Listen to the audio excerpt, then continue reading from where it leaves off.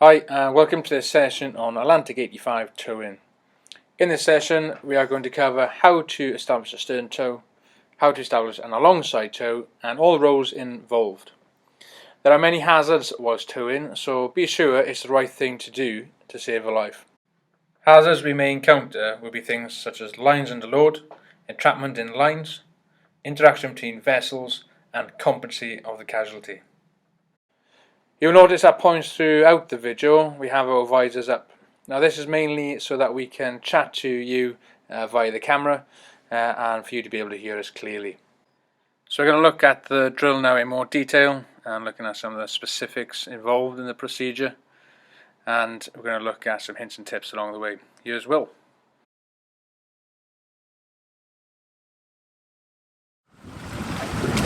So I'm in the stern of the boat and we're going to set the boat up ready to cross the T and pass the line for the stern tow. So first things first is I'm going to prep this, get rid of the elastic, and the easiest way to tidy it up is just through the handle on seat 4 and back onto itself, and then we've got our tow line. Now to make life easy for the casualty, I've put a bowline in the end, especially if you don't know the competency of them and you don't trust their knots, then it just makes life a bit easier. I've already put the towing bar down just by undoing the 2 bits of elastic, and then I'm going to pass it through the middle and then round the outside of everything else. Now you can do this with 2 people or you can do it with just 1 person. So from here, through the middle, then outside of everything else.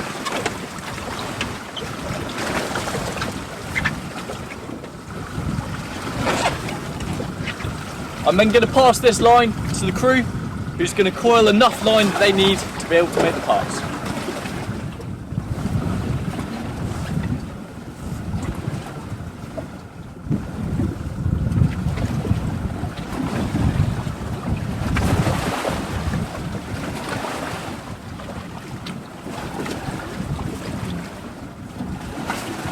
Okay, that should be enough. Once the crew's got enough line that they can pass it, I'm going to make it ready on the bollard so I can manage that line. Now the easy way to do this is with my right hand. I've got the line where the power is going to come from the front of their boat. I'm just going to lay it down on the port side of the boat. The reason I'm on the port side of the boat is we might have the salvage pump on the starboard, so there's always going to be more space on this side. So laying it down on the port side, I'm going to go round so it's under, and then work up and go over, and then just tuck it underneath that last one. So that's under, over, and then tuck round. And the beauty of this means you're never going to get a riding turn on that bollard. My position in the boat then is I can put my back onto the sponson, wedge myself in, and I'm going to keep my hands well away from the bollard, and so I can manage that line at all times.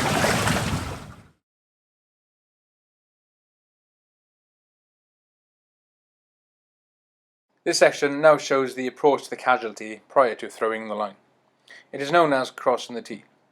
Most vessels, when unpowered and not connected in any way to the seabed, will drift beam on, which means the elements will find the largest area on the vessel to push against, which inevitably will usually be the beam, which is what you can see with the vessel in the video. However, not all vessels will sit beam on. They may be slightly off due to their size or shape, etc.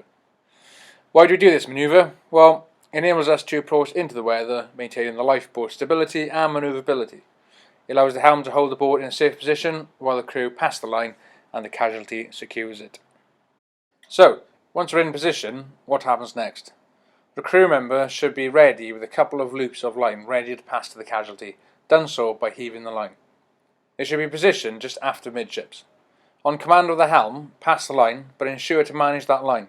Don't just throw it and let go and think that's you done.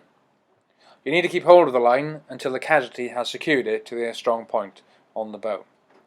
And just keep the helm updated to the situation. If you didn't manage to get the line across in the first go, ensure you let the helm know, as we could now have a few meters of line in the water, which could wrap around the prop if the helm was unaware. Once the line is secure, the helm will go ahead slowly. Manage the line out the stern of the lifeboat, keeping a sharp eye for snagging anywhere, particularly on the airframe cleats and the carriage recovery home. Line's in the water. Yeah. Tension coming on. Okay. 20 metres, very good. 2, 3. At this stage we can pay out the line around the bollard until we reach the desired length as instructed by the helm. So here's Will, and he's going to look at managing the bollard and looking at the safety elements of that. Okay, so we've now got the tow line across to the casualty. We've got some tension in the line and the helm is just positioning the boat and wanting to get the right length in the line before we fully establish it. So I'm managing the end of this line, and on the helm's command I can pay line out until we get it the right length. Now again, obviously line's under load, I'd have my visor down, but I'm just going to keep it up so you guys can hear what I'm saying. Okay, ready to pay out, helm? Pay out 20 metres. 20 metres, will do. So paying out, again I want to keep my hands well away from the bollard so I can get the slack ready with my spare hand and then just feed it out from my right hand to my left hand. That's 1 metre, 2 metres, 3 metres, 4 metres,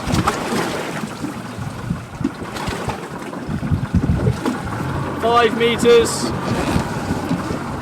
6 metres, 7, 8, 9, 10, 11, 12, 13, 14. So once the helm has got the length that they want in that line, they're going to put some slack into the line before it's safe for me to make that line fast. The last thing I want to do is put my hands near that bollard if there's still tension in the line. So when the helm's happy, he's going to give me the command to make fast, and that tells me that there's no tension in that line. Okay, ready, helm? Okay, when there's a dip in the line, make fast. Okay, standing by. Okay,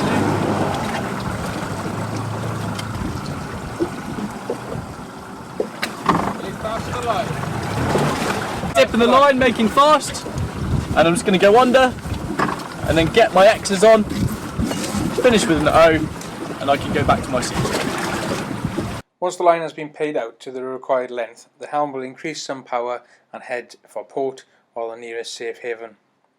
A key task required during the transit is to monitor the tow. This includes managing any chafe. And chafe on an 85 mainly occurs where the line moves back and forth along the drop-down tow bar. To manage chafe, we should freshen up the nip. This is a technique that sees the helm reduce power until there is a dip in the line. The crew member takes the chains off the bollard and brings some line in so that the line that's been chafing on the tow bar is being freshened, thus reducing the chafe. You're looking at about 2 to 3 inches. If your line has already showed signs of damage through chafing, that part of the line must be brought inside or past the bollard. As we approach our safe haven, the helm may want to increase the manoeuvrability to enable them to manoeuvre the two vessels as one unit in any confined spaces, or to go alongside a berth, keyball or mooring buoy. To do this, we now need to put the vessel into an alongside tow. The helm will want to back the lifeboat down onto the casualty vessel to get alongside. Now there are 2 techniques in how we can do this, and they are keeping the line attached and letting the line go, and reattaching once alongside. The technique you will see here is the first. We're going to keep the line attached. This tends to be the more common across the stations. There are many other things to consider, such as which side to go alongside to, do they have fenders, what lines do they have for mooring up. All this should be discussed and communicated with the casualty prior to going to an alongside tow. For example, we don't want to put ourselves on the side the casualty usually berths up to, although there are instances where this may be a better option. Before the helm backs down onto the casualty, they will want to put the casualty vessel off the wind so it turns beam on.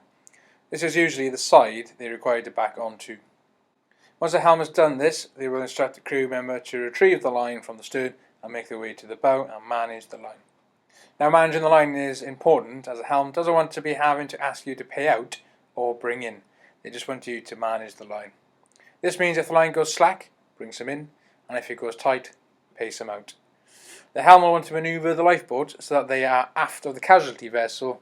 A quick reference would be the bollard in line with the casualty's stern or transom. You can see here that the helm in this instance has turned the casualty vessel off to port. It is now coming around to starboard, where they will open up the gap to then start backing down that line to get to the starboard side of the casualty vessel. The crew member is now positioned in the stern of the lifeboat, waiting for the command from the helm to retrieve the tow line and take it on the outside of the A-frame on the desired side as instructed by the helm.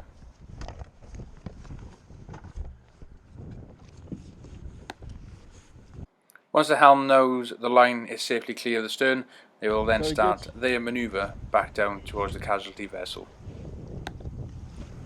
You can see the line coming from the casualty's bow across to our bow, and that crew member's there just managing. In the next couple of shots you'll see a few close-ups of this, but you can see the helm's manoeuvring back, and they want to go back past that casualty vessel. Really key that we don't get too caught up with the fair lead. Try to leave the line out of the fair lead initially, and then put it through the fair lead once the helm is happy. Take a look at the next couple of shots and just take note of what the crew are doing on board the lifeboat and the communication they have between themselves and the helm. You can just see in this clip where that crew member in the bow is managing that bow line, making sure it doesn't go too tight or too slack, allowing the helm to manoeuvre the lifeboat freely until they're in their required position.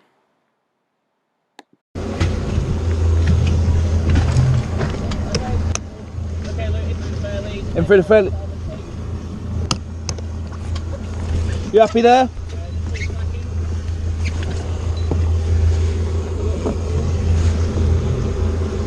You can see once that bow line has been made fast on that starboard cleat, the crew member will then put a couple of loops into the bow with a slack line just to enable us to adjust both those lines, bow line and the bowspring.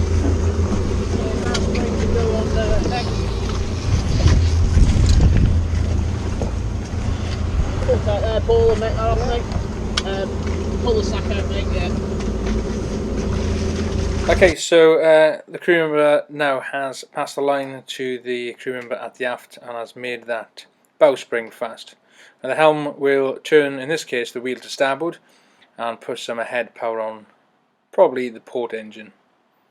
This will then push the sterns together, aiding that crew member to make sure that line, the stern line, is nice and tight. We want to make sure the lines are nice and tight so we don't get too much movement between the two vessels. Once that's done, crew members can then get the other lines fast and make way back to the berth.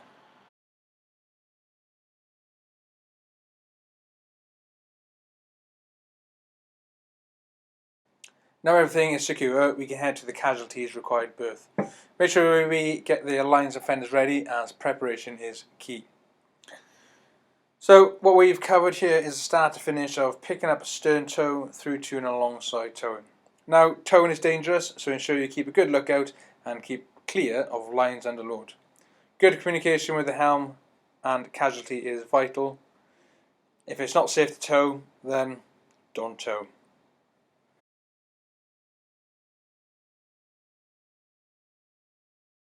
Further resources can be found on Horizon or in the crew member, helm and coxswain handbooks. Don't forget, check out our other videos for the Atlantic 85.